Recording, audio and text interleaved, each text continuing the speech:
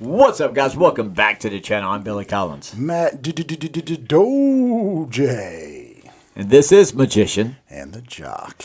Who do we have, Mr. Jack? This is a good buddy of mine who I've been chasing for a while, Mr. Mike Graff. Graff. But how are you doing, sir? Doing well. Thanks for having me out here. We met originally at Cape Lookout at a buddy's bachelor party, I guess you could call that. Like a bunch of dudes sleeping out in the sand. Keith Cannon, big follower of the show. And we got to talking. I'm like, he's a really nice guy, like really charismatic, jovial. Yeah. And then as we've gotten to know each other, you know, you said this with Tipsy Talk, like everyone's got a story. Right. And man, his backstory would like knock you off your feet. To go from where you started to where you are now is incredible. And like the way your mind works. Why don't you get a little backstory of where you come from real quick?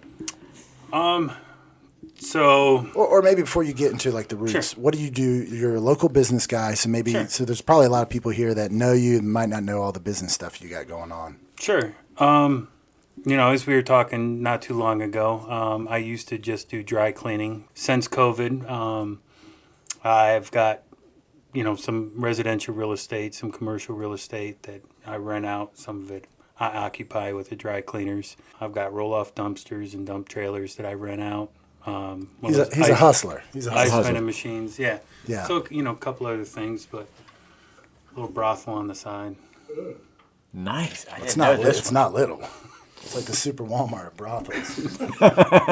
And they call it Timeout Tavern in Newport. You get 99-cent spaghetti, too. So if you're ever looking for Keith, that's usually where he's at. He's Room 3. that's right. They give you the key with like a hubcap attached to it. So that's right. Got a center block with a key on it. Obviously, from your accent, you're not from here originally. If I had to guess, I would say Montreal. Montreal. Or I think the south side of Chicago. there it is. South Africa, close. No. He's African American. Our second African American. I know, right? But no, maybe let people know. I mean, you can kind of joke about it now. That's a big thing with comedians. They joke through the, you know, Pain, the tragedy, or whatever their circumstance. Yeah. So maybe like lay that out, because I think a lot of people are going to be. Yeah, no, Intrigued. so I'll give you the nickel version. Yeah, no pain. I mean, that's all long gone. So basically, when I was real young, my parents separated, and my dad went to go live with his mother, and my mom stayed living with her. My sisters lived with her, and then my sisters and I lived with her. But then she started. Part of the reason why they split up is my mom started seeing one of my dad's Vietnam friends. He came over to stay and kind of made himself at home, so to speak. So my dad moved out, and pretty quickly he became physically and verbally abusive. So then I went to go live with my dad, who was living with his grandmom, living with his mom, my grandma. And he's mentally unstable, so he has paranoid schizophrenia, delusions, and he was actually checked into Elgin State Mental Facility, and he was the first person to ever escape from there. My sisters would have to kind of confirm this. I don't 100% know for a fact, but my dad was released from Vietnam. My dad's dad was big in the mafia. So anyways, he got out, and he escaped the mental institution and came back, and one day had picked me up from like first grade or something to the effect. Anyways, and I remember he had scratches on his face, and he actually didn't have his license. And so we get back to the house, and he told me, he's like, you can't use the downstairs bathroom. And so I was like, all right, well, you know, just kind of kept, it was a half day, kind of kept doing, you know, some of the normal stuff. And I was making a sandwich, and I remember I had a jar of mustard that I was trying to open, and that jar of mustard fell on the ground and broke on the rug. And I could see his agitation with it, and he picked up the rug and was putting it in the garage in the where the washing machine was at. And not thinking, I'm kind of anxious, just broke this jar of mustard. I'd gone to use that downstairs bathroom. It was right around the corner, and I started kind of trying to push it open. And he lost it. I mean, I don't know if you've ever seen the eyes of somebody that is completely psychotic and wants to kill you. He wanted to kill me, and we had a little island. We had a little island in that kitchen where, when you walked through the front door, the stairs were to the right, and to the forward was that bathroom, and maybe 2 or 3 feet before that bathroom was the kitchen, and in that kitchen it was like an island. It went into the living room and around, and it had one of those square kind of little windows. It wasn't a window, but it was a little opening where the cabinets were up on top. And I remember running around, and I could see his face. And at one point, I just said, I went for that front door. And that was the last thing I remembered. And I remembered I woke up. I woke up that night. It was dark out, so it was obviously half a day right after school, half day of school. And it was dark out when I'd woken back up. And I'm not sure if I can cuss on here, but I had piss and shit all over me. And I woke You're up. about 6, 7, something right around there. Yep. And so, First of all, what the fuck? I know, right? I don't mean to cut off the flow, but damn. That is I'm scared. okay. All right, so you blacked out apparently. No, he strangled me. Right, but you went for the door. unconscious. Yeah. Yeah. So I had actually I needed to clean myself up, and I obviously wasn't going back in that downstairs bathroom. Right. So there was another bathroom upstairs, and he was kind of sitting on the. So he and I, it was a 2-bedroom. My grandmother had her own bedroom, and when you walked up the stairs, it was maybe 6 feet were the 2 twin beds, and he slept in one and I slept in one, and then just to the left of that room was her bedroom. And so anyways, I remember just kind of grabbing some clothes and going into the bathroom and cleaning myself up a little bit. And when I came out, I started asking him, where's Grandma? When's Grandma coming home? And I remember he stood up and went by the dresser. And right when you walked through the door, the 2 beds were to the right, and the dresser was right there. And I was just like, "Where's Grandma? When's Grandma coming home?" And then he started strangling me again, and it was pushing me on the bed. And I had my knees in between me, and I remember I was just 6, 7-year-old little chicken legs pushing with all its might. And anyways, and it was I obviously could still breathe to an extent because I was screaming as hard as I could, and then it wasn't until I couldn't. And I had woken up again, and this time he was in another room, and so after that time, I remember I'm just completely out of it, and I'd gone into my grandmother's room. And I was going to go hide under her bed. And I don't know the time frame in between each one. It was dark the first, when I woke up downstairs, kind of slumped over that little recliner. And it was dark when I woke up upstairs. So when I was in my grandmother's room, I remember he got on the back of me and strangled me again. So 3 times. And so anyways, after the 3rd time, I woke up again. Like, little engine that could. And found out later on he had kind of taken his medicine after the 3rd time, and he wound up admitting he actually thought he had killed each and every time, and his intention was to kill me each and every time. And so anyways, we ended up going for. He told me to get in the car. He said, "Get in the car. We're going to go for a drive." And I'm obviously freaking terrified. The one thing I don't want to do is fall asleep in this car. It was a Buick Riviera. So I remember we ended up stopping up on this hill, and it was, and the sun was starting to come up at this point, and I had no idea where we were at.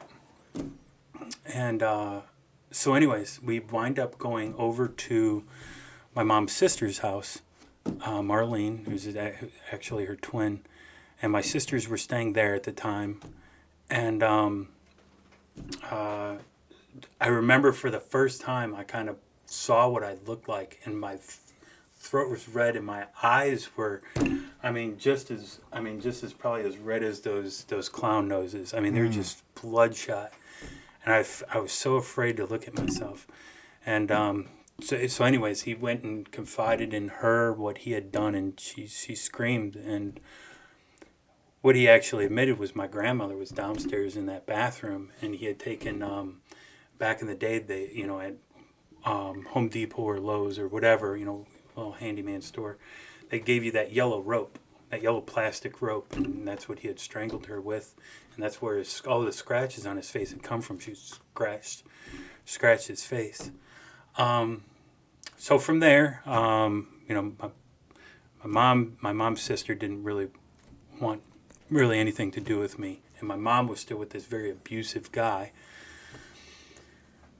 So, and it was funny as I remember the next day at school, one of the counselors, and maybe it wasn't the very next day, maybe it was the day after that, but one of the counselors, they had come and talk to me, which probably wasn't the best thing to have a male, this slightly oversized male, come and talk to me. We're sitting on the two opposite ends of the table, and I remember it like it was yesterday. And he was trying to ask me questions. He asked me if he could give me a hug, and I crawled right underneath that table and ran out that door. I wasn't having it. Wow. So anyways, so from there, Wait, hold on. So did your grandma? Oh, she was dead. She was dead in that downstairs bathroom. That's why I said don't go into Yeah, bathroom. he told me it was broken, and I know I'm jumping around maybe a little bit and forgetting. No, some details, it's that's some movie like type stuff. Like horror. That's I feel like I'm reading a Reddit post. Yeah, that's Like that. So, and then your sisters were at your. My sister stayed with my mom's aunt. sister. Yeah. My mom's sister, my aunt technically. They stayed with her, and and from there it's a lot of bouncing around at that point. So it's literally a month or two we would stay with my mom, and she would continue to see John Connolly, who would continue to be abusive, and then we'd leave. The Department of Children and Family Services came in quite a few times, so I'd go to stay in a foster home. Were you officially in the system at this point, or it was like you were on the cuffs of? No. We were so the first time I was pulled away, I went to a foster home. There's different stages, and again, I'm pretty young, so I don't remember everything verbatim, but the worse it gets, right? So the courts essentially, and granted this is early 80s, the courts essentially want, and even today, they want for the kids to be in the home with the mother and the father, right? Yeah. They don't want them to be part of the system. Despite what might be best for the kid, a lot of times a parent can take a Saturday class for an hour that says, hey, don't beat your kids, and here you go. Yeah. So that's what she did a couple of times, and I went to,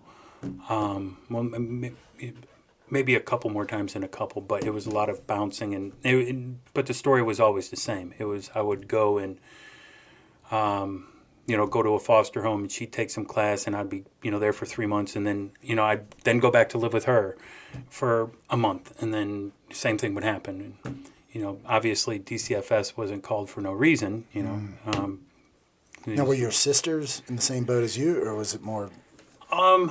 It really kind of Were your sisters older than you? Yeah, all of them are older. Okay, all of them are 3 sisters, all older. Got it. It really kind of depended on the situation. My eldest sister Dawn pretty quickly went to go live with her boyfriend at the time, Rick Soto.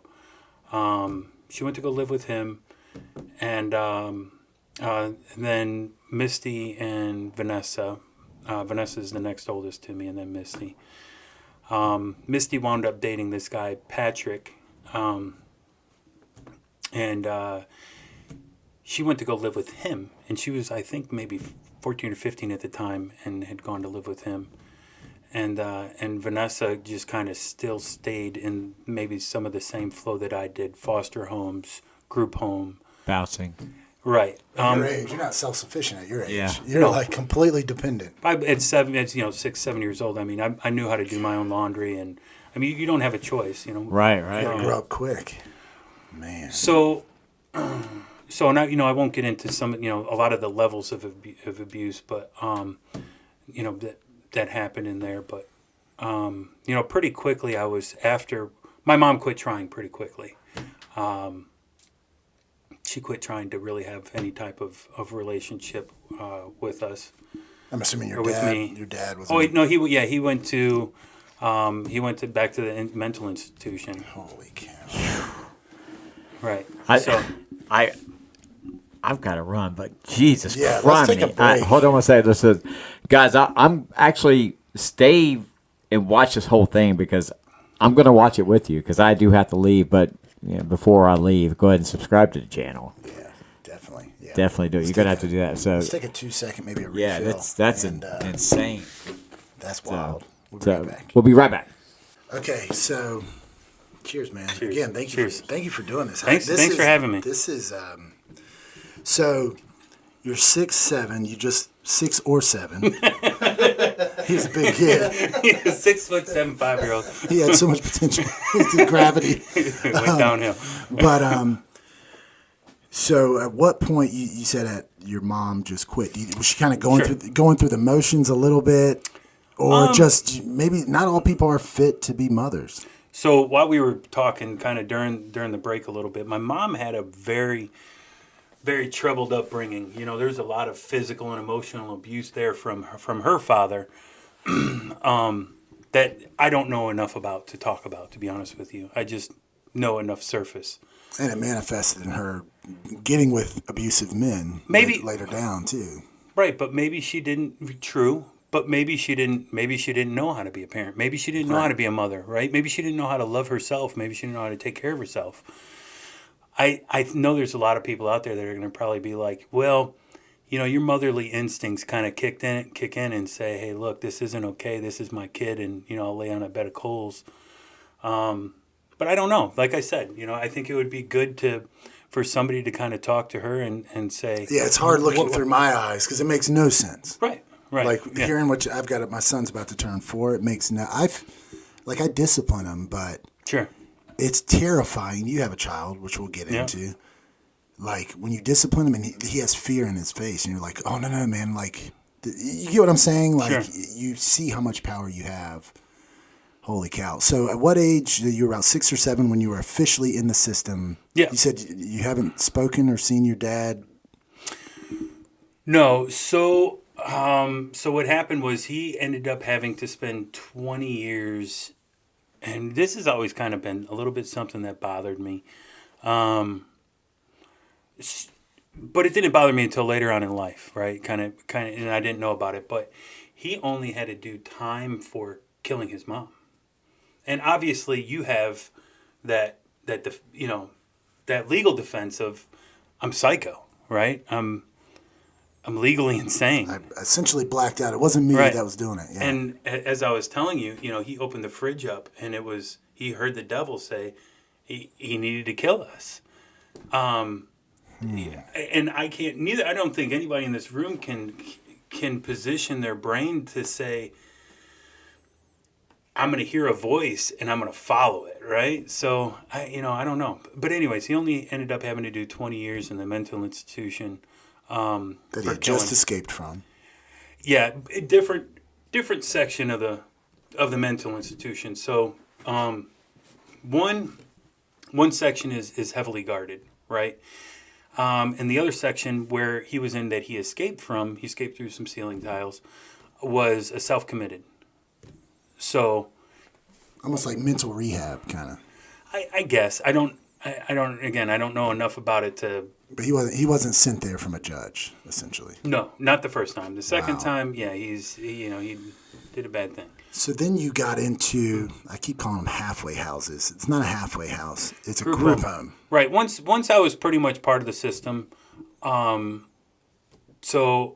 the last group home that I went to before I went into the group homes, I was part of this family that was husband, wife, and they had a son. and that they wanted for me to move with them, and I could pretty much tell that they wanted, for me to become part of their family, and Take sure their last name adoption was in their thing, but I still had ties to my sisters, right? I mean, that bond that I shared with them, even to this day, is unbreakable. And they would still, my sister, Misty and Vanessa. So even when you're part of the foster homes, you get visitation, and they were trying to phase that out. They were like, it's probably not good for you to see your sisters anymore, and et cetera. And so I started to kind of rebel a little bit. Sure. In that area where I still wanted to see my sisters, and so they would come see me, and so long story short, So it wasn't witness protection, like it was. Right. Oh yeah, yep. So I had a social worker, caseworker, Larry Winterburn, and he was probably one of the good ones. He cared, but anyways, that last foster home, they told me, we're never gonna have another foster kid. You're by far the worst we've ever had. So, but I think what they were trying to do is get me, like they wanted for me to transform to their family and forget about my family. And Talk about brutal honesty. I was gonna say, just to recap, do you remember how old you were at that time? so I'm hitting 7, 8 years old at this time. So Okay. jumping in between So it was foster early homes. in the Yeah, it was system. early. Yeah. One of the Damn, that's a heavy thing to lay on a fucking 8-year-old. Jesus Christ. So I probably went through, I think, 4 foster homes. And so it was literally living your life out of a trash bag. Your caseworker would show up with a trash bag, put your stuff in the trash bag. We're going to go to the next place, because you couldn't be a foster home's temporary, right? And if your mother, father, whoever, if those family members, if they don't do the right work, right? They don't go to the classes, or they don't do enough classes. And I think the more that they become part of the system, the more classes that they have to do. But if they don't do them, then you have to go to the next one, right? So you have to go to the next foster home, and you can't be. It's not permanent living. It's like a holding cell until your parents get their shit together. There you go. So anyways, so from there I ended up going to Maryville Academy first, and I was in temporary housing, and then just really nothing. They have two different types of housing units. One of them is your temporary housing, kind of like a group foster home, Yeah. right? And there was probably 30 kids in one of the units that I was in. And anyways, and then from there I transitioned into residential housing. So you're actually in, say, an apartment style house with husband, wife, and their kids that live in their own apartment, and they kind of monitor what it is you're doing. And I say monitor just simply because you never got any parental advice, right? I mean, it was almost like your entire day was structurally laid out for you. So you got to, you wake up and you had chores that you needed to do, right? Because you've got, in Maryville, I think the family living, there was 12 or 14 kids in there. And so, one person had to sweep this and clean the kitchen, and then you took turns cooking. And then, so I'm 8 years old trying to, cooking fish sticks and, mashing potatoes and whatever, So whatever. giving you responsibilities and yeah. Sure. You did your own laundry. And so there's a lot of different things that you had to do, and they didn't ever really, there wasn't really ever a sit down talk about maybe some of the emotions you're starting to feel or anything like that. But the second group home I went to live in was, so from there, I ended up going to Edison Park Home. So, and from there, that was, the South Side. And Maryville Academy wasn't much different. I was by far, I think, the only white kid in that. And then Edison Park was pretty much the same thing. So, and then when I was 16, they ended up, my sisters ended up breaking me out. My sister Misty, I went and I slept underneath a bed, right? I escaped. And I wasn't 16, I was younger than that. But I was sleeping underneath a waterbed, underneath the head of a waterbed for 2 days, 3 days. So I can't help but laugh. No, it's It's like you're on a ship. yeah, yeah, a stowaway. So I went from there, and then, a lot of different transitioning, a lot of moving around. I mean, I can't imagine. Remember the movie Free Dude, I'm Will? just trying to think of your age, like through this whole thing, like. Yeah. And I don't have a mic, so you might want to like read it. Some of it's tough to piece together. No, like I said, it'd be absolutely. interesting. I'm just It was thinking, close to a decade. It's like you said. Yeah. You were 16, and it's like, no, you were younger than that, and I'm like, holy shit. Yeah, I'm just thinking at 8. So from when I was 6, we started to become familiar with DCFS. 7, 8, and I know when I entered, so foster homes were in those earlier years, and then Maryville Academy I know was 9. That's not. I mean, I don't know how important that is. Hopefully someone's not fact checking your Wikipedia. But no, it's not that it's fact checking. It's just like, yeah. I look at it. To me, Yeah. like, I'm married. I've got a son, and we have kind of a recipe that we think if we put together, it's not going to guarantee success for him, but give him the best opportunity. Sure. If I had to think the opposite of the recipe for success, it would be what you went through. And we talked about that before the show. I was like, dude, you're the exception to the rule. Sure. Not you're a bright spot and overwhelmingly, because I mean, to me, that seems like it's setting you up to, I mean, you're almost institutionalized in a way. Sure. You mentioned a lot of the guys who were kind of your family during that time. You saw them a hell of a lot more than you saw your sisters and stuff. Sure. Ended up in jail, and you shared a story before that you had your life figured out with a buddy of yours. Tell us what you're, because it's when I was in high school, far cry from where you are today. Joseph Stanton, yeah. So me and Joe were friends in high school, and our main objective. I mean, we used to hang out at Joe's house, and Joe's dad's name was Stash, and he rode Harleys, and our only plan, on the weekends we would, smoke a little dope and play some wiffle ball, and drink beer. He said the same thing. I was about to say that's this weekend.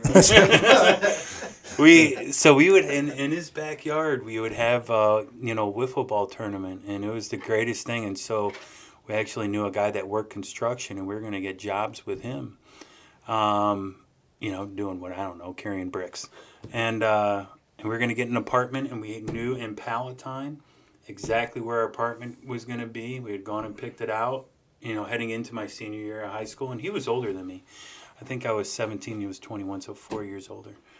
And anyways, and that was our plan in that little courtyard. We were going to play wiffle ball and drink and smoke weed. That sounds amazing. And when you're 17, that was the coup de grace. That was the pie in the sky. And then I found out I was going to be a dad, and I told you 3.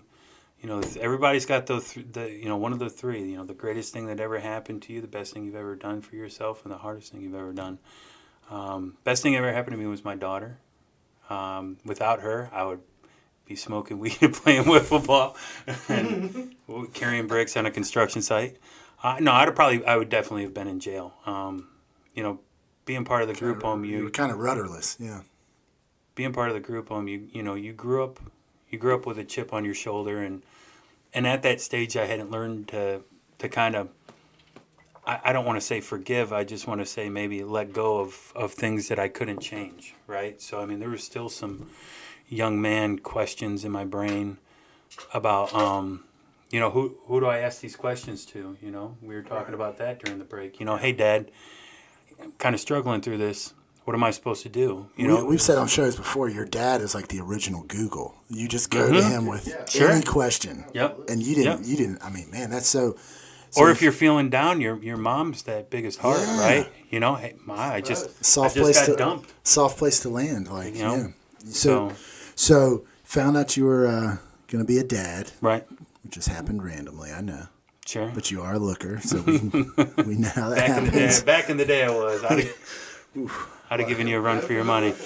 And chicks dig the long ball. And then now all of a sudden, like it's easier to make sense of the past when you're looking. You know, they say the rear view's clearer than the windshield. Sure. But you had a chance then. Did you have a time where you're like, I'm gonna do the opposite of what my parents did? It was a switch. I don't want to say it's maybe an epiphany. I don't know. It was pretty much a switch where I found out I was going to be a dad, and I was like, I don't have the mental fortitude to change myself. I know I'm a little punk ass white kid, and I'm not doing anything positive with my life. I didn't have career goals. I didn't have plans. I wasn't going to be anything positive for my daughter emotionally, right? So I knew emotionally that I needed to change myself, and I needed to get back to some type of a positive structure. And so that's when I started looking at the Marine Corps, and I said, and I looked at all the different branches, but I knew the best thing ever happened to me was my daughter. The best thing I ever did for myself was going to the Marine Corps.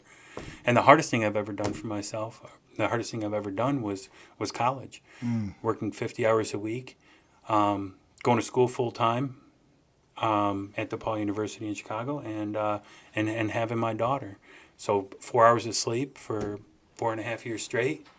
4.5 years straight. It's amazing for men. Legacy is so important for us. So now all of a sudden you're working for your legacy. You got someone that's depending on you. That you choose your spouse, your kid. Your kid. I mean, that's part of you. So Sure. I get it's better than caffeine. It's better than it's an ultimate motivator.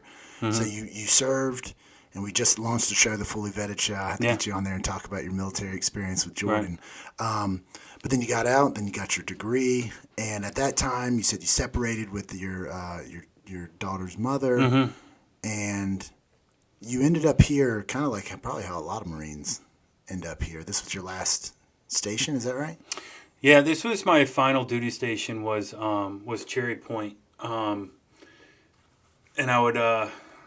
So I had actually met Michelle. Aubrey and I had separated. That was my ex-wife's name. We had separated, and so it was probably, I don't know, maybe a year, 8 months to a year after we had separated. I met Michelle. I knew her for maybe 3 or 4 months, and she definitely wasn't the reason why I had come back out here. But I was offered an opportunity to work for BB&T. And I won't get into all the details of the divorce and the separation, but it was terrible. I mean, it was knockdown, drag out, and I didn't have any financial support, and even the courts to this day still want the mother to have some 90+% of custody goes to the mom. Yeah. Right. So I fought it tooth and nail to be able to retain rights to see my daughter, but ultimately. How it shook out was I couldn't do it. I couldn't. I would have had to come out of college making $55,000 a year, and that would have just paid the bills. And you're talking when I graduated college 2004, so I don't know a lot of people come out of college making $55,000 a year. So BB&T had actually made me an offer to work for them. I was going to go to the Management Development Program Center, and I wound up. I met with them, but I had to sign another 4-year contract with them because you end up spending, I think it's like 6 or 8 months at the Management Development Program Center in Winston-Salem, and I just kind of looked. So I double bachelored at DePaul. Marketing and management with a concentration of entrepreneurship. And at that time, somebody made me the offer to go into business with them, which I took them up on because I just didn't feel like I felt like I was kind of signing my life away 4 years at a time, 4 years of high school. Just got out of the Marine Corps, yeah. Just got out of college now. Yeah. So I said, I touched Scooter Brown was my contact with BB&T, and I told him, I said, hey, listen, this is kind of my thought process, and I had a very good rapport with them, and I told him, I said, I have this opportunity over here. I love BB&T and what they have to offer. They're going to start me out at like 35 or 40 a year. And so I ended up going in business for myself. And he told me, he's like, look, if things don't work out, you've always got a home here.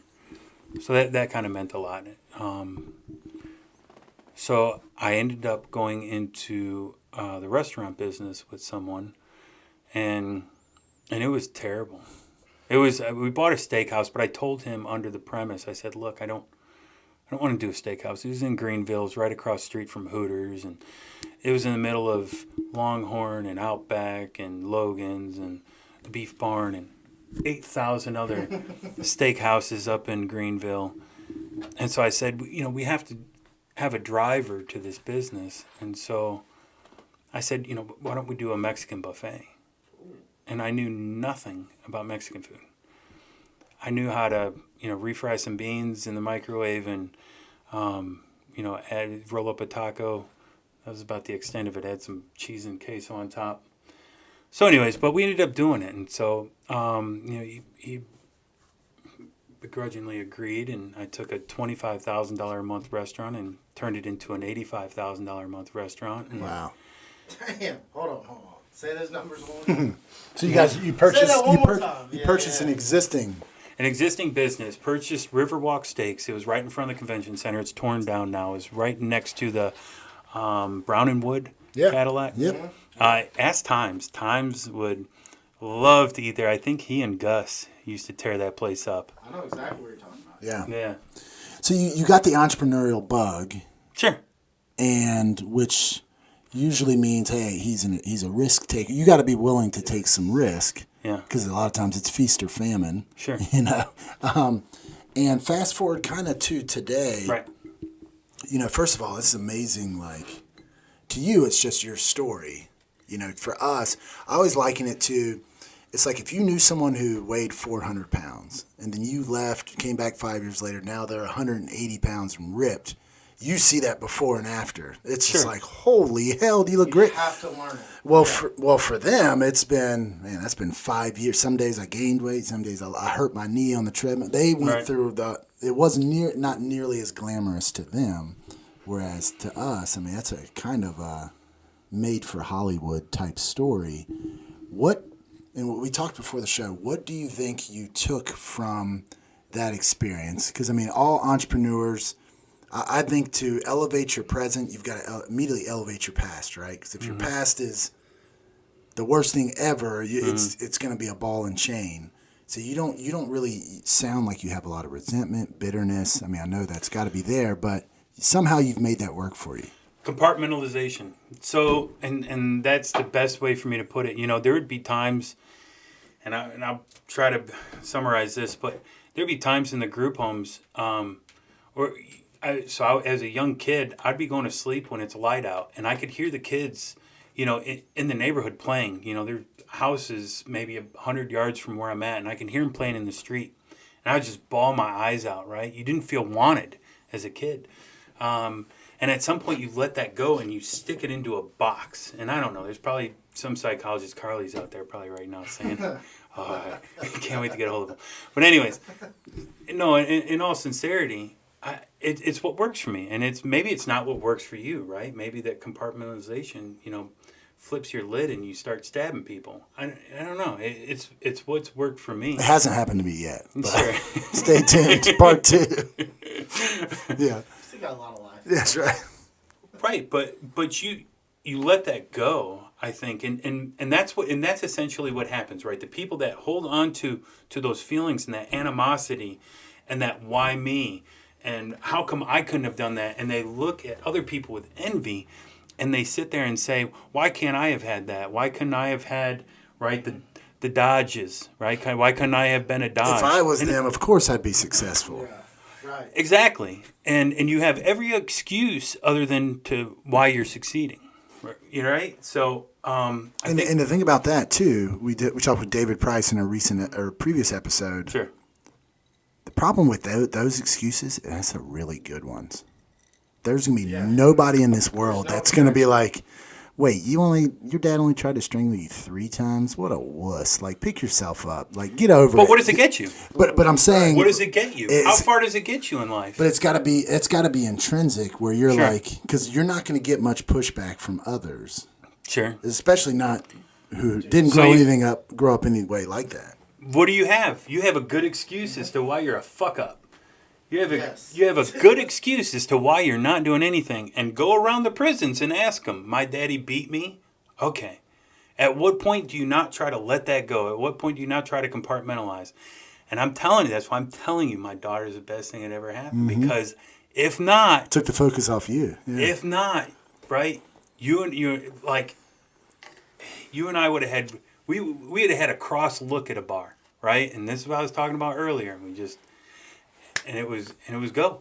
So I'd be like, oh God. The Texas Chainsaw Massacre guys coming over here. but so like I said, it wasn't I think until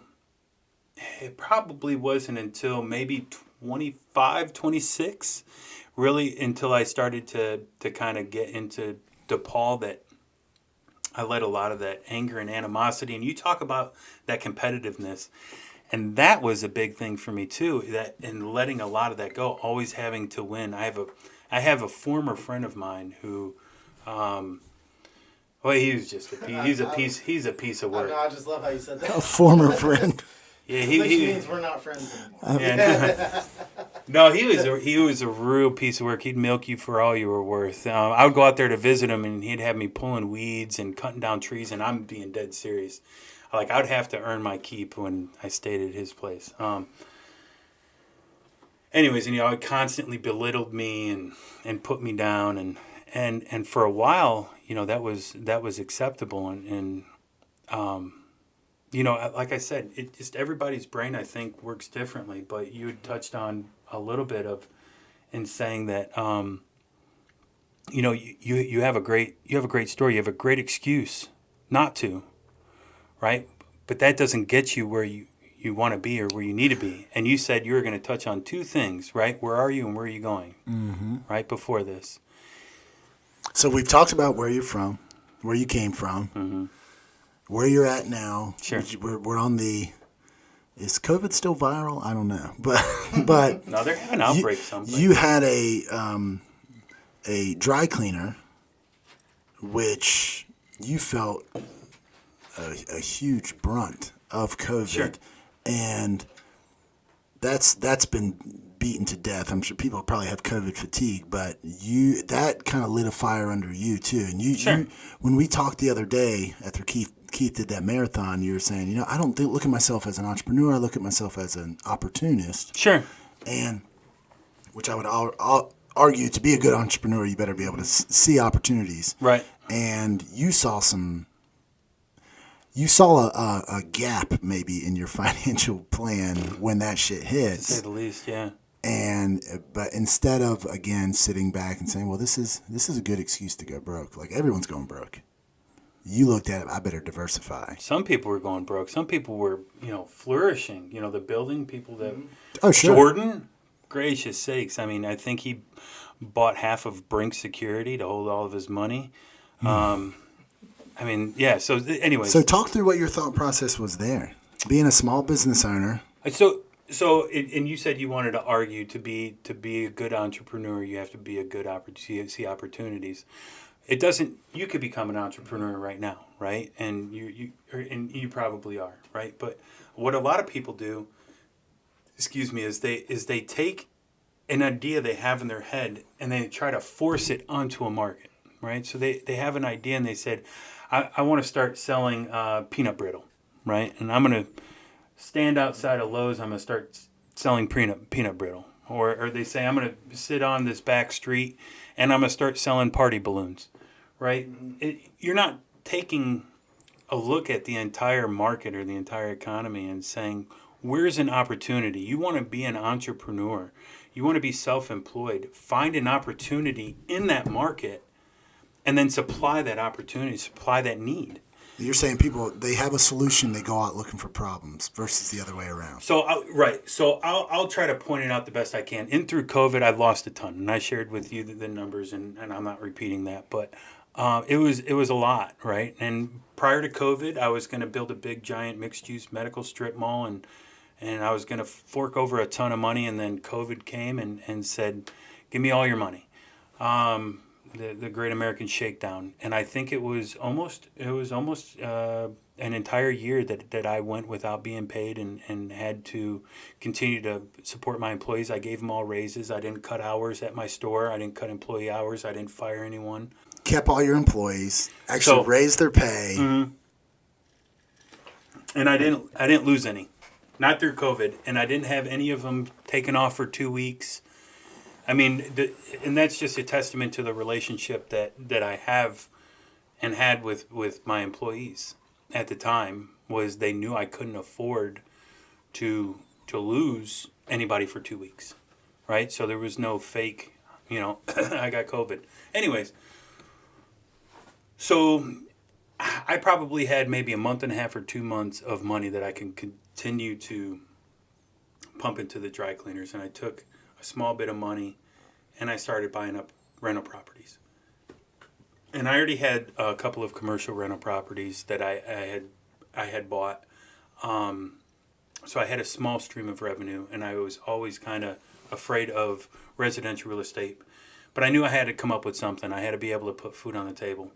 And so I started buying up. I bought my first residential Suddenly, rental residential property looked pretty good when commercial was shut down. Yeah, you're talking, and I'm being dead serious, and I knew I was going to make about $250 to $300 a month per rental property after expenses, right? And somebody had turned me on to what's called the BRRRR method. You buy it, you renovate it, you rent it, you refinance, and you repeat. And so I kind of started reading up on it, and I was like, hey, this is a possibility. I don't have to be completely cashed into a property. Long story short, I have I think 9 of them now, right? And the dry cleaners, by the grace of God, picked back up, fortunately, and so now. But what I did was, and we were talking about being an opportunist, right? So on my first rental property, I ordered one of those waste cubes. It's one of those dumpsters, roll-off dumpsters. And I think I spent like $2,000 or $2,500 in just material dumpage. And I said, I can tell you on the next property, I am not going to be spending $2,000, $2,500 on freaking dump fees. Because I looked at dump trailers and I'm like, I can spend, $5,000, $5,500 I think I spent on my first dump trailer. And so I took that first dump trailer to my next property, and then when I wasn't using it, I kept it at my store on Newson Simmons in New Bern, and I started having people. Let me back up. I was looking for dump trailers to rent because I was like, if I can rent one, I can save a ton of money, and I can just drive it to the dump myself. Nowhere on Facebook Marketplace, nowhere on Craigslist could I find dump trailers to rent, and so when I wasn't using it, I kept it up at my dry cleaners in New Bern. And I had a couple people ask me if they could rent it. And I was like, you know what? I couldn't find one to rent when I needed one. So I asked my attorney. Opportunity. I asked There's got to be other guys thinking kind of like the same thought process I've had. Sure. So I'm like, there's got to be other people like that. So anyways, so that one dump trailer led to, I bought 3 more. And then I bought a roll-off dumpster package, which were the containers that were the containers that they dump off at your property. A dump trailer is something that you pull yourself. Mm-hmm. Anyways, so I did that, and then that started generating revenue, and the dry cleaner still hadn't picked up to this point. So I'm still hemorrhaging money, but I'm offsetting it by what I was making on the rental properties and what I was making on the dump trailers. So So it really kind of helped a lot of things out.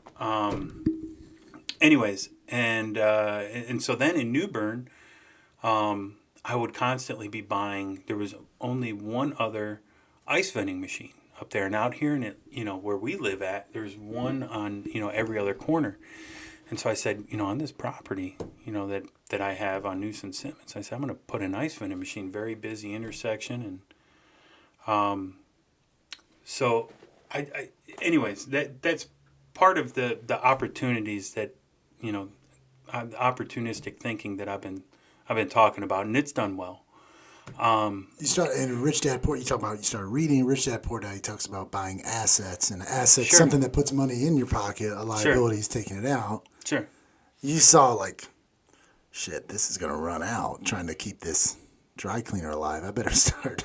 But it would have been a lot easier. It would have been a lot less expensive. We were talking earlier before the show started. You were talking about people who had to shut down for 6 months, and I know people who owned bars who had to shut down for a while. And I'm not going to name any names. If I would not have been an essential business, and I would have just been able to shut down, right? Hundreds and hundreds of thousands of dollars would have been saved. All I had to do is, pay some rent, right? And maybe a small, tiny You're the light one bill. guy who wrote the congressman. I'm not essential. For the love of God, like no Yeah. one needs me. Ice is essential. That's right. But yeah, people were working from Yeah. their pajamas, at home, typing away on the computer, finger banging, and teachers finger banging on the computer. So Sorry, I'm trying to get the visual out of my head. church, people were not going to church. Teachers weren't teaching. People working from home. So I mean, at the peak of COVID, I was down 95%. Holy sh! Christ, dude. I was down that from, it started in March. I was down that until October. I hit a decent month in October, and by decent I mean I was probably down maybe 50% only in October, but it didn't pick back up until I think June that following year, so almost a little over a year before it really picked back up. And if it wasn't for kind of that change of mind of saying, hey, listen, what I'm doing is not working, right? What you were going to do is no longer tangible. Change your mindset, and maybe a little bit of the military thinking, adapt and overcome. Maybe a little bit of my childhood, not conforming to one standard, observing, my opportunities and around me and my surroundings, and saying, hey, what is it that I'm doing that's not right? Yeah, sometimes you don't know any better. That you like. I know a lot of people who had both parents, and they adopt their parents' mindset on money. Sure. That's what Rich Dad Poor Dad is all about. Sure. He had his rich dad, and he had his poor dad. Right. So yeah, it's finding silver linings, but necessity is the mother of all inventions. It's like when your back's against the wall. You really had no choice. Fortunately, you were able to get out in front of it, and I think this is such a cool story because it's almost like you're playing with house money in a lot of people's minds. What do you mean by that? Because I would, if you just showed me your stats on paper up to 18, I'd be like, he's in jail, he's in prison, he's Sure. or he's a leech on the system. He's not productive. I can promise you that. Right. And now then we look at it, and you're doing extremely well, right? Like no one who meets you would think, man, this guy definitely got strangled when he was 6. You get what I'm saying? Like no Sure. one would. So you've overcome a lot, and that's why I meant playing with house money. Like anything above jail in a lot of people's minds is a win, and you're like supplying the dumpsters to the jailhouses now. So, Right. what do you spend much time, or do you hear people complaining or saying stuff? And how hard is it for you? Because you don't glorify your past. You know what I mean? You're not like we had Mikkel Buck on, who was on The Voice, and how those shows are designed to find a story, like a sob story. 8th grade, my teacher said I'd never amount to anything. Look at me now. You get what I mean? They can kind of glorify it. Right. But we were commenting before we came back on. You were talking about people in America just don't have a either gratitude or just maybe maybe they just don't have the perspective of life without. Let's say perspective. Right. And we were talking about that, right? So, You're not trying to sound like a jerk, but you get what I'm saying. right. And no, I don't look at myself as special or anything that I've done is extraordinary. I didn't have any choice but to turn my head down and fucking hit it. You know what I mean? Let's get after it. What am I going to do, right? And what do I have to lose? Yeah. And it started with my daughter, and it started going into the Marine Corps. Before that, it was nothing. It was jail, right? And wiffle ball and booze. I hate Sure. to say it, like you say you didn't have a choice, and I know like you can't hear me. You say you didn't have a choice, but you did, and you took the grind. Mm-hmm.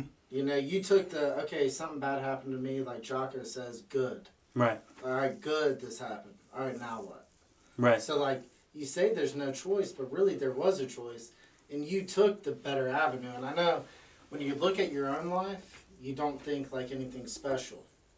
But I can tell you, at least from sitting here, and I'm sure Matt's sitting over there, the shit is special.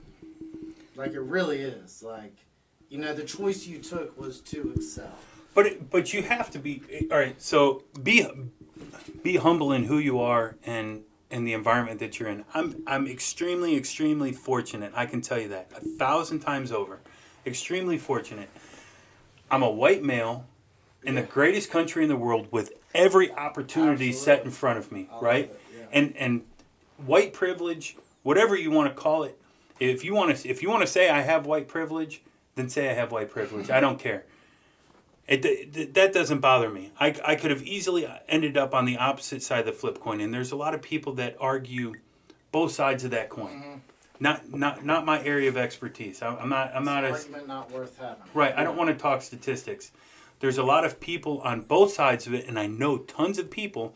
As a matter of fact, the rental properties that I own, and I should show you a few of them sometime. They're in the hood. The what? The hood. They're in the projects. And I'll send them to you, and maybe you can add them as part of your clip. Yeah. No, for sure. I will send you photos of my properties. You can take these properties and put them on the water, and they're $1 million houses. Mm-hmm. I refuse to renovate a piece of property that isn't something that I would live in. So every single one of them are by far overdone. And I'll take a couple pictures of the property and the other properties around them, so you can gain perspective. Don't change who you are because of who somebody else is. I'm not a slumlord, but I also know other black people that are in the exact same area that are doing exactly what I'm doing, right? They're an opportunist, right? They're seeing opportunities in that exact same market or environment, right? They're just simple Americans in the world of opportunity. If you want to put yourself, let's say Indonesia, right? There's Indonesians that crawl up freaking mountains inside the belly of volcanoes with this bubbling cauldron of lava around them to pick up these boulders of sulfur to carry them back out to sell them for a few dollars down that mountain to provide for their family. And you're telling me that you've got it fucking rough here? Nah, come on, man. You know what I mean? Find opportunities. Find opportunities to succeed. You hate your job? Go to school for a trade, right? It doesn't kill you. Mm-hmm. You're just lazy. You're lazy. You don't want to take a few hours out of your day a week to learn a trade, become a welder, become an outboard. We were talking about being an outboard mechanic. How much do those pay? Right now, pretty heavy. Rich dad, poor dad. Yeah. Dude, I love it, man. Well, how hot were those rocks? I mean, could be that hot. Dude, they warm. Look it up. They brought it out with no glove. Yeah. So They got oven mitts on. they wear oven mitts. Wusses. First world All I can think of is that scene on Beverly Hills Ninja where he had to do the brand on the hot thing, and he's like, and he drops it. You talk about opportunities, and before we left for the break, and I'll say this, and I'll let you go ahead. Oh, I'm done. Off on your tangent. You talked about Dana White, right? Yeah. What did he do? He was literally, he took backstreet fighting and turned it mainstream with a little bit of mafia money, but supposedly, Hey man, money's money. Hey, who cares where it comes from? He took an opportunity, right? And then they bought out, what they turned into the UFC. Anyways, what did he do? He was a punk from nowhere. Took backstreet fighting and turned it into what it is today, a billionaire. It's very inspiring, but man, your story is very inspiring. Yeah, I mean, it really makes me because my best year in insurance was the year that everything shut down. Which it almost made me feel bad in a sense because it's like, oh shit, I'm doing way better than I was the year that everything was active, but at the same time, it's like Rush Limbaugh said, there's a recession, I just choose not to participate in it. shit, man, and if I had to sum Mike up in anything, it's humble in words and ruthless in actions. Damn, that's So I forget where I heard that, but it's humble in words, ruthless in actions.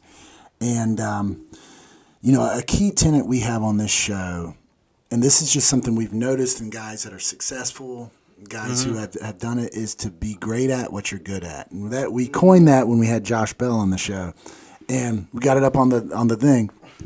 To be great at what you're good at. Some people, they're naturally good at making money. They notice that early on at seeing opportunities, because there's one thing to see an opportunity. There's another thing to ante up and hey, there's no ice vending machine here. Am I crazy? Let's do it. I'm gonna take that chance. Sure. You certainly have that. But I think for a lot of people, it is tough. You mentioned everyone's got their story. Everyone has their own demons or their self-limiting beliefs. The subconscious mind is very subtle at showing doubt, and I think it's a lot of times because they know what they're good at, but we naturally undervalue what we're good at, right? Because we were born with it. I always say Mariah Carey probably feels silly getting $1 million to sing at the halftime show. She's like, "Are you kidding me?" Since I was 6, I could sing exactly like this. I woke still up only paying $1 million, or however. No, we're talking about she's the dollar store halftime. We're talking about the Wes Carter. We just had 50 cents, so who's the real? Well, no, I was gonna say the Wes Carter at halftime. That she's getting $1 million. But you get what I'm saying. When you're it's number one, recognizing what am I good at? What do I roll out of bed and do naturally? And then how do I focus on that? The class that I got an A in without ever having to study. But if you bring a report card home and you got 3 A's and a C, your parents are going to be, we're hiring a tutor to bring that C up. Right. We're going to bring that C to a B+. Yeah. And then as soon as you forget it, it's going to be a D. You get what I mean? I have a question. So this is a question for both of you. If you took my backstory out, is anything that I'm doing exceptional? Yes. Can you find? Can I say what is exceptional? Go ahead. You're not married to any ideas that you thought were brilliant. So the fact that you were able to adapt and overcome, right? But I think we have a lot of people right now that are doing a lot of what I'm doing. Right. No, that's absolutely true. And I think there are people. One of the most gifted people. Sorry, go ahead. Yeah. Sorry. So no one's special, right? If that's the whole kind of motto or whatever mantra you want to think. The fact that you were able to, one, you took a steakhouse from 25 to what, 75? 85. 85. 85 a month. Yeah, let's make sure those numbers are right. So you took that. That's an accomplishment in itself. So why not open another steakhouse? You know what I mean? I was working 80 hours a week. No, and I'm not even saying like anything's. So I would say what's exceptional about you is your ability to take action, which I think that's a skill. Actually, that to me that is a skill. It takes a lot of self-confidence to take the action. Now to you, or reckless stupidity. well, call it whatever. Sure. You know, there is to be able to take action. I always say the zebra doesn't wake up and ask why its stripes are black. Right? They just are. Like hearing stories like this or stories of Indonesia going into the volcano, those are great for perspective. Yeah. Not necessarily that it doesn't make you feel like super special or whatever it is, but Right. it's like, yeah, people go through tough shit all the time. Right. You know? Like, not that what you went through wasn't tough, but like other people have done it too. Absolutely. You know? Like, You've gone through tough so shit. it's like actually inspiring, not like negating whatever you did. But you've gone through tough shit. And we were talking about this while you'd stepped out of the room. Mm-hmm. My demons are no stronger than yours, right? What you go through mentally is real to you, right? You've gone through tough shit in your life where you're like, man, everybody's got their three. Everybody has the best thing that's ever happened to them, right? The greatest thing they've ever done, or the hardest thing they've ever done. Anyways, everybody's got their three. Right. Everybody has their three, and yours are real to you, and you feel empowered by the best thing you've ever done for yourself, and the hardest thing that's the best thing that's ever happened to you, and your problems. And you talk about your friend that saw his dad. Yeah. So, and you have real shit that's happened to you, man, and you have real shit that's happened to you recently. So, well, You heard about that? They found the body. He's not gay. but Not that there's anything wrong with that. we That part is we all go but through life trying to find To our all way. of us, our problems are the biggest problems. right. ever. Absolutely. Yeah. I There you think go. that- Very well. And very what well I would, put. so you asked before, like, if what you have done does it seem exceptional? Because it doesn't feel exceptional to you. And this is kind of a trait that I've noticed amongst high achievers is they undervalue or downplay their own stuff, right? Because a lot of it, you've done it. It's not as glamorous to you. You know everything that went through it. You're too close to it to take a step back. Whereas your story would be inspiring to me without knowing the backstory, right? The backstory just makes it almost, it doesn't make it any more or less inspiring, but what your backstory does do, it might be because I don't relate to your backstory. I didn't have to I'm not having to deal with the demons of coming out of a group home and the abandonment, anything like that. I don't have any of that. So maybe I just skip right to where you're at now. So here's kind of how I look at it from I look at myself as extremely lucky. I think that all you're looking at is work ethic, right? You're looking at a lot of luck and a lot of work ethic. And luck is when preparation meets opportunity. I know a lot of people say that. But I think what I meant to say when I said if you take my backstory out, what would you perceive me as, right? You'd look at me as potentially successful, or maybe on the cusp of success, right? There's a lot of people who are far more successful than I am who've worked a lot less. Look how I showed up to your It's pitiful. the show. It's pitiful. It's shameful, right? California. My arms look like wet noodles in comparison to you. I don't hold that against you. I don't get to work out. There's a lot of things that I don't get to do, but I also work hard, and I play hard. There's people who work harder than me, who are more successful than me. Clark Merrill, I know you know Clark. Mm-hmm. He'd be a great person to have on this show. He is an opportunist. Mm-hmm. Opportunist. He also has an extremely great work ethic.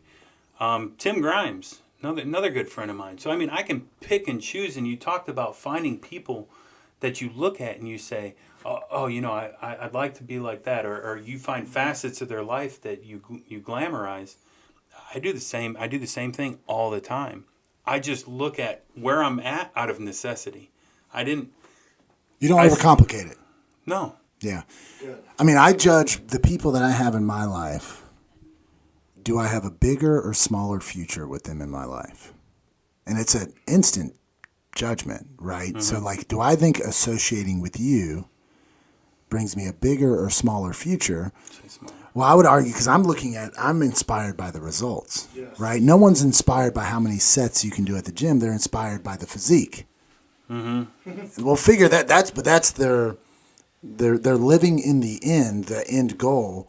And that's what it's, all the guys I've found who have crazy work ethic, they downplay that too. Why? Because it is effortless effort that I couldn't help. It's a conscious effort though.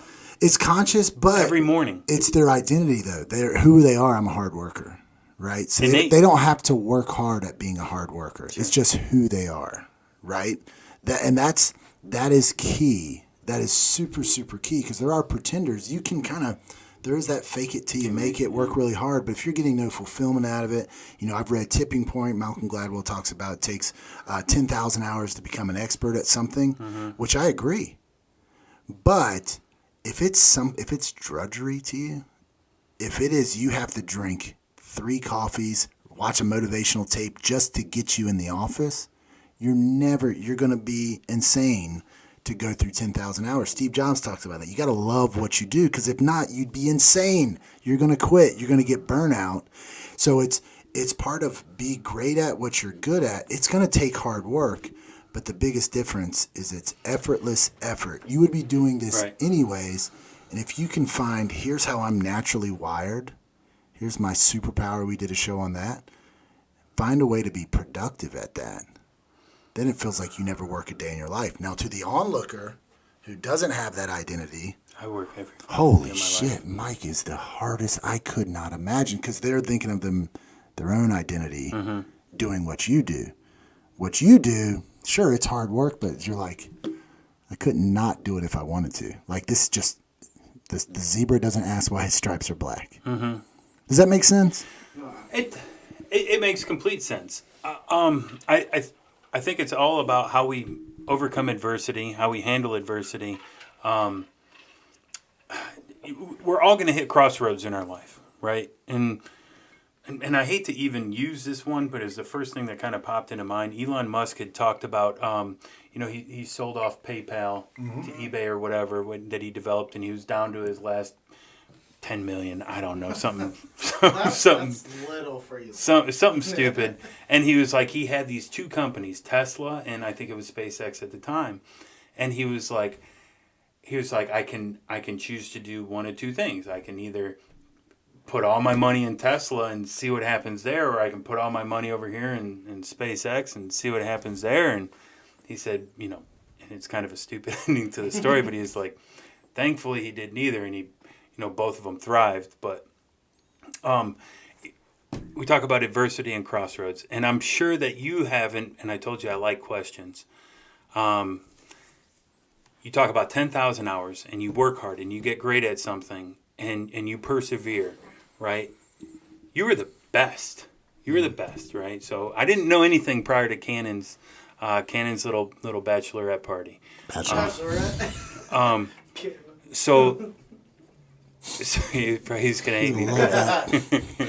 He's gonna hate me for it. But He's He's calling you right now. The show hasn't even come out. Just found the new title, Cannon's Bachelorette. That's Party. right. I'm pretty sure he's wearing Loose a tiara. cannon. Oh my god. He was wearing a sash. We did have penis straws, which was kind of weird. We had a couple porpoises do some tail flaps for us. But no, in all sincerity, right? We hit crossroads, and you were the best at what you did. I mean, you were, I think, number 5 or number 6 in the league, ranked as a kicker. Yeah. Oh, yeah. So, but keep going. Yeah. You were ranked number 5 or 6 in the league as a kicker, and you talked about in our conversation. You're like, even before that, you kicked it to Jackson. You said your head was out of it. It wasn't what you had wanted to do. And you'd worked those 10,000 hours, but you also said you didn't know what you wanted to do afterwards, so you're just kind of going through the motions. Yeah, so it's so my football journey, I always had a really strong leg. Like every division as a 4-year-old playing soccer, it's like right. That's the kid that takes the what do they call it when you kick it out of your own goal kicks. Yeah, or if it's a penalty kick, Matt's doing it, and dodgeball back up. He's got a strong leg. It just kind of, I could just kick stuff really hard, Right. and it was definitely a talent, but I would argue it wasn't a strength. Right. And here's why: I'm a big fan of Marcus Buckingham's right now. Discover Your Strengths, and you can tell something is a strength because it actually strengthens you while you do it. Right. You get lost in time. Like time flies. You're in. You're working out of flow. To me, punting a football was a lot of force, and it wasn't something I enjoyed the fruits of it. I didn't enjoy the day-to-day what I was doing, right? And there was a while there. I remember I was in New York. I told my mom or told someone, I was like, man, I feel like I'm over promoted for something I'm underqualified for. I didn't see the big deal in it. Now and you almost feel a little bit guilty for getting paid as well as you did. Sure. And then you realize, shit, I was one of 32 in the world. Like, if you're the one of 32 basket weavers in the world, you're going to get paid a lot of money. While you're in it, you don't really recognize that. And then once it's gone, I always say that the league did two things: good news, bad news. Good news is I made a lot of money. The bad news is I made a lot of money. And that's why I thought that's just how it was. Like, there's something me, and then you're constantly searching. I mean, I've got a big fear that my first year out of college will be my biggest year of my life. That's pretty terrifying. Most people, they get out of college and it's a gradual, they peak maybe in their mid-50s. That's when they're earning the most, and then they retire. Right. For professional athletes, this is why I can empathize with professional athletes who have like identity crisis when they get done. I graduated and suddenly I paid more in taxes than my parents earned.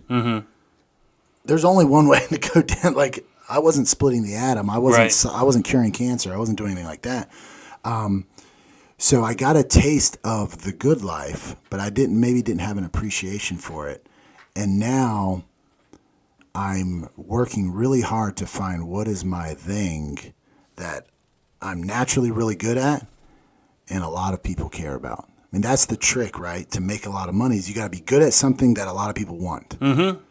Like, if no one watched the NFL, you wouldn't get paid anything, But do you not see that crossroads and see that struggle? And I see it every day.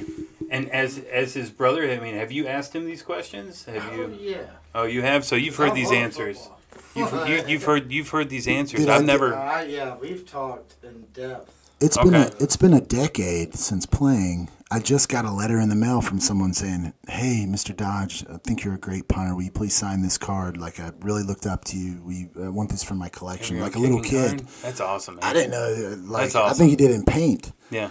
And I'm like, Microsoft Paint. I'm dating myself. But I saw that and I'm like, okay, I'm a current athlete. I'm a former athlete, future mega successful star. What the fuck? People in line were. What? This is something. This is something a lot of athletes. This is something a lot of athletes go through. And we talked to Jordan with fully vetted. Same with military, because it's such your identity. So I'm a former athlete, a future superstar, some way. Sure. What the fuck am I current at? You get what I'm saying? But see, so that's a struggle within itself. It is. That's a struggle and you talk about the emotional drain on a daily basis to say, dude, this is what I was good at. This is what I was great at. One of 16 in the world, you said, right? 32. One of 32 in the world. One of 32 in the world. Got paid a ton of money, but you hated it. You knew that wasn't what. I was indifferent towards it. I don't even know if hate was right. When I got drafted, it was playing with house money. I'm like, cool. All right, this isn't gonna last long because I didn't see myself, and that's the internal struggle when your self-image is different from your reality, right? There's an imbalance. How I see myself, it's like a guy who was in great shape who gained a lot of weight. He still sees himself as, this isn't me. I'm like, there's that kind of conundrum. I wouldn't trade shoes with you for anything in the entire world. I wouldn't either. His right shoe was a lot. But you can see. But because I think I have a destination, and your destination is a little bit farther away. You're younger than I am, I think, by a year or two. But there's so much more that you have going for yourself. But in terms of my main objective since COVID was to get out of the employee business. Right. And I feel like that is extremely attainable with where I'm at. And necessary. And what I want to do is I want to be an entrepreneur opportunist. But man, my heart goes out to you for sitting there and trying to have to figure that out, because my brain can't wrap around that. Yeah. And you want to talk about difficulties and struggles? I mean, I have strong bats with depression, and I'm not saying you're depressed by any means, but a lot of my depression stems from my journey, right? Not from the past, but the future, right? And so I mean, anybody who doesn't have that path set in front of them, I kind of see a lot of forks in your road. And that makes me anxious. Yeah, man, it is. But it's like at some point, we all have to make peace with our past. You're really freaking good at this. So. I appreciate it. No, you really are, man. But no, dude, I'm telling you, there's not. I always get Chris, and Chris is like, Matt, I don't want to talk about this shit. Like, I don't want to talk about thinking about my thinking. Like, I'm always saying that kind of stuff. But yeah, I'm very, like, I sometimes can get lost in my own head. And, you know, thoughts are great servants, terrible masters. For a while there, my thoughts were my master. And it is because now I've got such a high standard. You know, I always liken it to playing the NFL. It's like dating the hottest supermodel ever, and you guys broke up. And you're supposed to try and find someone that's supposed to, no one's going to be able to compare. Yeah. At least not right off the bat. And like when you get an ex, you secretly want your ex to do worse without you than you did with you. Like if they're thriving without you. Anybody you ever lost to in life, you want them to lose their next kid. Yeah. I don't know that it's secretively. I think it's openly. I hope they choke. If I lost to him, everybody else should lose. You want people to be like, the turning point in her life when it went downhill is when Matt stepped out. But you don't want to be like, the turning point when she really took the governor off and started achieving success when Matt. Yeah, she started liking chicks after that. True story. First girl I ever kissed likes chicks. It is. It's something I've written about extensively. I have books upon books on my computer. Sure. Trying to figure this stuff out, and I think discontent is a human condition. Discontent drives innovation. Like we weren't happy enough sleeping on the ground, we went to the cave. We weren't happy enough with the cave. We went to the RV. That's literally the next step. Right. But you get what I'm saying? So I read in a book, I think it's 20,000 Days and Counting, but he was talking about, we're all searching for our purpose. And the reality is the search is our purpose. Right.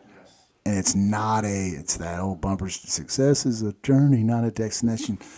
You're an entrepreneur, opportunist, whatever. Right. I think you've come to grips with that's a lifelong sentence. Like you're not going to hit social. You ain't going to hit Social Security age and be like, okay, let me turn that part of my brain off and go play 365 rounds of golf and die. Because that'll be what happens. Yeah, I mean, I think you can retire from becoming an entrepreneur, and I know a few people that it didn't essentially work out for them, and then they take a corporate job or they start becoming a teacher. Right, those who can't teach. And I think and you have a lot of great freaking isms. I think your brain is like this cesspool. Of isms. I'm a smart. I'm a smart retard. Yeah. I don't know. It's like every time I say something, he's like, "Oh, it's like the cat won the whittle and the fiddle." And that's right. Like, I know it's overwhelming. Like, oh yeah, it's just like that. But it makes sense. Everything that you do say has got a very good punch to it. And it makes sense. And But now you can see why I'm so impressed by your ability to take action. Does that make sense? Because sometimes I can be, right. So in my own head, overcomplicate things. Right. I think right now you're not forced to take action, right? You have the luxury, that financial luxury of not having to to scurry, right? I've never had that financial freedom to say, look, you can just kind of chill for a little bit, and then maybe this works out, and maybe you can look at that over there. It's been, dude, you gotta put food on the table. You gotta pay this bill. I'm paying for Michelle's kid to go to college, paying for my kid to go to college. Michelle's a teacher, so she makes nothing. She brings home negative salary. And it's the truth. And I mean, I'm not trying to knock her, but that's what school teachers get paid here in North Carolina. So I've never had that financial freedom. It's figure it out. And my brain just doesn't work that way. I will stay up 3-4 o'clock in the morning, get up for work at 6 o'clock. And from, 11 o'clock when my head hits that bed till 3 or 4 o'clock in the morning while I'm sitting up, I'm trying to figure everything out and making those moves in my head. If I do this and this happens and then that happens. And so I don't know. Like I said, I think a lot of it is just, and I know I'm talking quickly, but a lot of it is innate. So a lot of people can just go to bed and they can relax and they can say, what'll be. It's just going to happen. And I don't work that way. I have to figure it out. Yeah, which is another trait of a lot of successful people. Curse of success. There's also, and I watched the video recently, the curse of the high IQ. And people think, oh, you got a high IQ. IQ equals income. Like some of the highest IQ people, they live some of the most desperate, tragic lives because they know it's kind of the curse of potential. Mm-hmm. It's like, at what age do you get where potential turns into wasted potential? And my whole life, Chris, your whole life too, we're told you can do whatever you want. And I'm like, well, shit, I'm waiting for people to agree with that other than kicking a football. Yeah. Because this might be the first couple years of my life where I am back against the wall. Like, football bought me some time. I didn't make that much, though. It gave me some breathing room. Sure. But I get what you're saying, and I do believe necessity is the mother of invention. So, sure. Push comes to shove. But you still can't force. You can't force your concepts or idea onto them. No, I agree with that 100%. Hell no. So you find those opportunities. Being independent kind of mindset is you take the client's perspective, bring it to you, then you go out. Yeah. And it's not you find the right product, bring it to yourself, and then go find the client. Yeah, and you work in sales, right? Yes. The first thing you do in sales is you shut this and you open this and you find out what it is they want, and then you find that and you bring it to them, right? I'm not married to an idea. Yeah. What I am married to is what the people need. And this sounds, I don't know, just sounds kind of... Probably sounds really low. Probably sounds really low. But yeah, you take yourself out of the equation, right? You take what they need. You're like, well, what does 20 people need? Okay, let's go find those 20 people some happiness. Right. You know what I'm saying? And then you go find it, and then you supply it to them, and then you get referrals. Yeah, it is. It's not falling in love with your product. It's falling in love with your clients. And if you fall in love with that, yeah. But it's got to be something you find fulfillment in. Yeah, absolutely. My sister is probably the worst at all of this. My sister Missy, she's if she watches it, yeah, she's done those truckloads. So you buy a tractor trailer full of returns, and it wound up being like sandbags and bent pots and pans, but she's always been on this get rich quick scheme, right? And we talk about breeding laziness. Out here, you watch a video, and now I social media, I think, is kind of the death of our youth, right? Because people can take this 10-minute video, and unfortunately, this is exactly where this is going to social media, but you can take this 10-minute, or you can take this clip video, right, of one person doing this idea, right? And he's killing it, right? So what was it? You have an Amazon market store, right? And you do it through Alibaba, right? So you take an Alibaba product and you put it on Amazon and you sell it. You sell that product. Like some arbitrage between products, yeah. Well, it was big when that buffalo print first came out, You know what I'm saying? That buffalo print, that black and white kind of looking thing. That was big. So people wanted their sheets and their slippers and their underwear. Everything was buffalo print. And so a lot of people create these Amazon stores, and they would have an Amazon store and they'd sell that buffalo print. Well, what does everybody start doing? There's 8 million Amazon stores. They don't think to themselves, how do I become that first search? Like, don't Right. join an MLM or a network start one. Right. How about you find an opportunity? How about you find what it is the trend is moving towards, and there's something in marketing called first mover advantage, right? Mm-hmm. Be that first person to that market. Yes. So, and just a lot of people don't get it.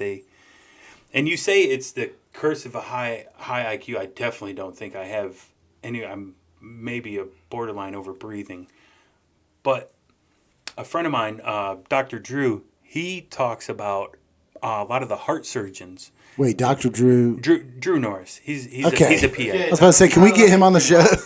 Can we get Dr. Drew on the show?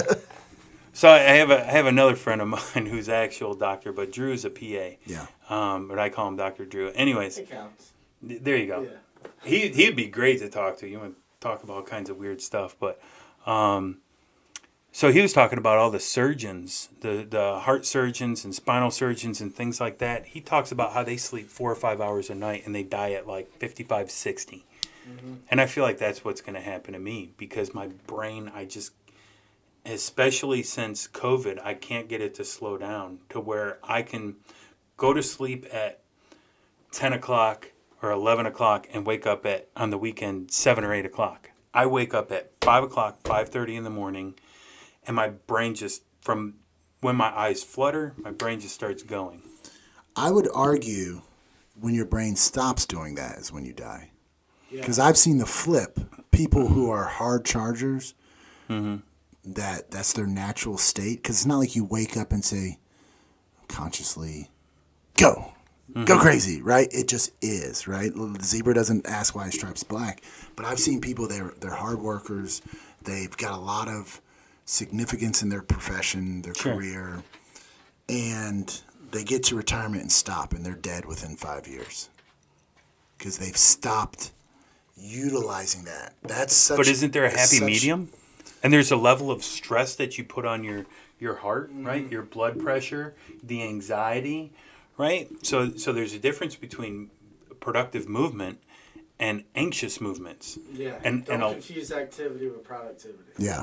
Good saying. Yeah. Yeah. And I would say a lot of what I'm doing right now is a lot of anxious movements, a lot of nervousness, right? And I'm trying to learn to settle back down, which is why I'm trying to get out of the employee business, so that way I can start to relax a little bit. I don't have to maybe focus as much on, and I like I was telling you earlier about Clark Merrill. He's, I think, got 79 restaurants in the area. I don't know. He's insane. To work for Clark. Yeah.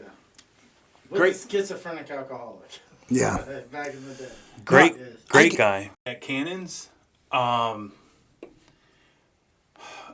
I couldn't tell. If you were reserved, right, or if you were arrogant. And there's a fine line when you first meet somebody, if they're a little bit standoffish, if they're just simply reserved, or if they think they're too good to fucking talk to you. You know what's funny? People will always live up to the how I think you are, you'll always live up to it. So if I think you're an asshole, you're going to confirm it. If I think you're a pussy, you're going to confirm it. I think I would do the exact opposite. A lot of people, and here's This is actually, here's where I think it's completely different. A lot of people take me and they see that sarcasm, and they think of me as a complete fucking asshole, right? They think of me as and anyways. If you're my friend and you call me up in Charlotte and you're like, dude, I got a flat tire, I'm on the road. And any single one of my friends will tell you that. And if you need $10,000 and you're like, man, I got something going on, it's yours. Any person that I know that's my friend will tell you that. And I'll take the shirt off my back. But once you cross that line from my friend to not my friend, and it's tough because I'm a very That look in his eyes. I'm a very passionate person, right? When it comes to friendship, because I really don't have that time to kind of waste. All right, I don't want to waste my time with you because I did that with my family. I kept hoping and waiting, right? If you're not my friend, then I'll put you in a different area. It would be an acquaintance. I won't hate you, but you won't be my friend. I mean, my impression of you was I could tell there were times you weren't comfortable in your skin. Like, I can pick that up really quick. I've been accused of being arrogant my whole life. Mm-hmm. What did you win in high school? Best figure, clearly. Loudest, school spirit, prankster. Did you win, like, what was the thing? Most likely to suitcase a dildo. I would put that in the pocket, dude. Back pocket. No, but I would... Suitcase, like a prison purse. Like, I think a good definition of you is humble in words and ruthless in actions. Yeah. Like, I could see you... You're the kind of guy... You're the kind of dude that after a while, I would be like, hey, man, you're cool. You're with us. You belong. Like, I think we're all walking around like, do I belong? I've always had an intrinsic ability to be like, wherever I'm at, I belong. Right? I played at the country club for free for like 2 years by just... This is what it is. Well, you have that charisma. You have that, I don't want to say better than you, like attitude. And it's not, and so at first I thought it was arrogance, and it's fucking not. And I'm getting to know you more as a person, and it's not arrogance. I think it's confidence. Yeah. And it's not cockiness. It's intelligence. And it's that weird kind of dynamic that you bring that throws me through a loop, because I don't know that I've ever really, and I analyze a lot of fucking people, as I've told you. I always try to figure people out and analyze them and maybe take little parts of them to carry forward. I've never kind of experienced somebody that has that mentality, that type of attitude that you do. So it's, I learned, like, playing football, you get really guarded. Yeah. Because you're taught, like, protect the brand. Mm-hmm. And you see people are taking advantage of. I had shit in my past, women that try to take advantage of it. And you're like, all right, not going to fall for that. So, like, I am ridiculously open to a very ridiculous small amount of people. Everyone else, like, I truly believe a lone soldier is a dead soldier. But I think as men, I want to have a group of men that are like special forces. I'm not looking for the infantry. Mm-hmm. I'm looking for special forces. Mm-hmm. You get what I'm saying? No, absolutely. Like, come in at night. Band of Brothers. What was Saving Private Ryan? Yeah, right? Like that. That's to the last bullet. That's how we are. Where you have a select few people in your life. They showed up and said, "Hey, grab a shovel. We got to get rid of something." You're like, "All right, no questions. Mm-hmm. Let's do it." That's a very small amount. You need those in your life, but not everybody. So I don't seek the validation of everyone, but I think being in a public, playing a sport, like, I always tell people, pretend you had your worst day at work in front of millions of people. It's been watched millions of times. So for a while there, it was like everywhere I went, people are thinking, I'm like, they're thinking about it. That guy right there, he knows it. He's thinking about it. And they ate at you? Hell yeah. It's hard not to, because it got confirmed a lot too. But then once I shifted that and were like, man, like, people actually like me. People started to confirm that, right? People will always live up to your expectations. Always. But for me, it was always difficult, and to this day, it's extremely difficult, because I didn't grow up with the identity that I have today, right? So the identity that I have today is completely different than that, right? Not growing up in that nuclear framework of mom and dad, and this is Billy, your brother, my three sisters, whatever, and I get to, play Little League, and, me and Timmy do weird stuff under the slide, whatever kind of stuff you did. His name was Johnny. His name was Jimmy. But you know what I get, right? So you have that group of friends, and you grew and you developed into that personality, and your personalities melded together. And it's nature versus nurture, like, sure. You're pretty much all nature. You've had to turn away from you didn't have the nurture side. You know, I think for parents, like my job for at Jackson's make them feel safe. Jackson's freaking awesome, man. You get what I'm saying? Like the more that whenever he talks about like there's a bear or something, I'm like, nah, dude, Daddy's gonna whoop that bear's ass. And he's like, all right. He's got to leverage my confidence in the short term. You didn't have that. I mean, the guy who was supposed to be your fucking ride or die. There's no one more ride or die than your dad. Sure. And for that to be the guy. A lot of people don't have them though, and you talk about black people that grew up in the I didn't talk about that. Don't. Yeah, you did. Oh. You just did. It was off camera. So you know, a lot of people that don't have that, they use that as the crutch and a scapegoat, and you know, you can die pretty quickly from scapegoats. Yeah. You can end up in absolutely nothing in prison with scapegoats, and they won't put food on your table.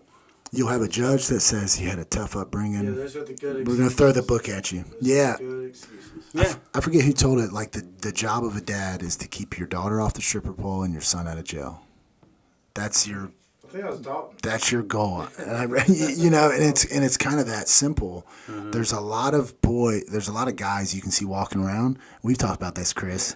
They're like, that person, they needed to get their ass whooped as a kid, and they never did. Mm-hmm. They never did, and it's such a disservice to them. Yeah. You think so?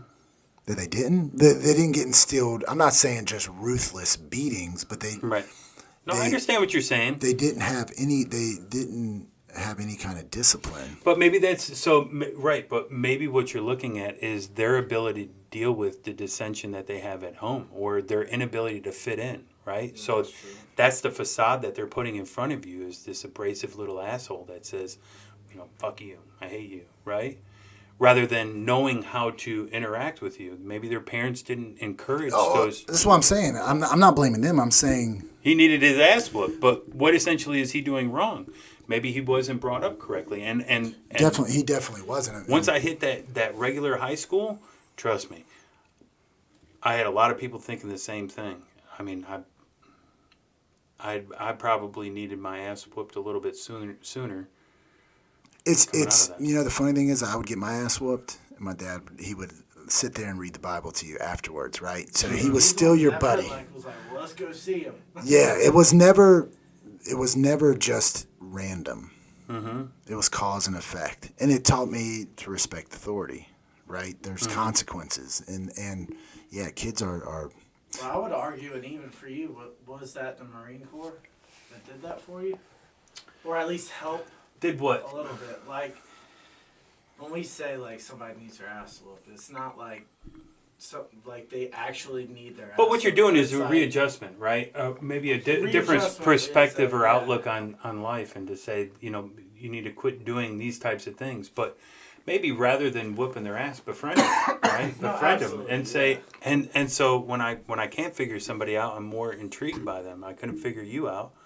So every time I was around you, I want to ask you questions. I would say you probably thought you had me figured out, and then maybe you're like, "Oh, shoot!" No, I don't. I still don't think I have you figured out. I don't think I have myself figured out. No. No, that's a good answer for both of you. Yeah, it is fun. But so let's wrap this up, yep. Mike. Dude, I appreciate you coming on. For sure. I think we got to 100% do a round 2. Yeah, fully vetted. We got to get you on the fully vetted. I'm curious to hear about your military experience. Okay. I know Jordan is like the military Rain Man. But guys, if you're still watching, man, we appreciate it. Just know if you've gone through some stuff, like as you mentioned, everyone's got their own story. And hopefully Mike's been a bright spot of overcoming a lot of really good excuses not to be successful. Do you have any final words that you would like to... Yeah, absolutely. Lastly, I don't think you need to be an entrepreneur. I don't necessarily success is attributed to the dollars that are in your bank account. I think it's attributed to your worth. You know, what are you worth as a person in this world? And everybody has their different caliber of what they bring to the table. So, I mean, other than that, that's pretty much it, you know. Yeah, there's a guy, Brandon Burchard, who's wrote some good books, and he's like, there's 3 questions you ask yourself. Did I live? Did I love? Did I matter? And it's like, man, that's heavy. Yeah. So that has to be the dollar. So, but anyways, all right, guys, please subscribe, smash the like button, and let us know any other topics you'd like us to talk about. Young Jock, thank you for producing. And Mike, appreciate you coming on, brother. Absolutely. All right, guys, we'll see you next time.